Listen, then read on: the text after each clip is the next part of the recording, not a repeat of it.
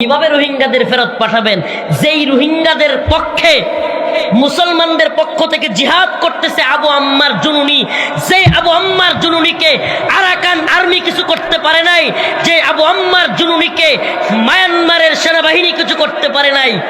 বাংলাদেশে রোহিঙ্গাদেরকে জিহাদের জন্য তৈরি করতে চাইছিল, আপনারা বাংলাদেশে আমেরিকার কথা শুই না তারা জেলখানায় বইরা রাখছেন। তাইলে রোহিঙ্গাদের সমস্যার সমাধান হবে কিভাবে? কথা মনে হয় বুঝেন নাই। আরে আমাদের বক্তব্য একটু ভিন্নই হবে। আবু আম্মার জুনুনি রোহিঙ্গাদের পক্ষে, মুসলমানদের পক্ষে মর্দে মুজাহিদ, আরবের একজন, মদিনা ইউনিভার্সিটির একজন টিচার, নিজের আরাম আয়েশ যশ খ্যাতি সব বাদ দিয়া রোহিঙ্গাদের অধিকার প্রতিষ্ঠার জন্য, মুসলমানদের অধিকার প্রতিষ্ঠার জন্য অস্ত্র হাতে তুলে নিয়েছে।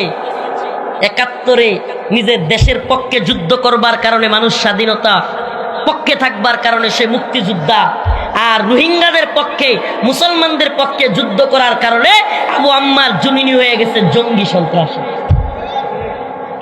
অতএব বোঝা গেল আমেরিকা যাকে জঙ্গি বলে, এই তথাকথিত মুসলিম রাষ্ট্র নামদারি এরাও তাকে জঙ্গি বলে।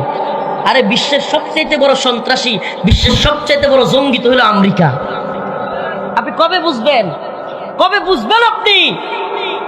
কে বুঝাবে আপনাকে?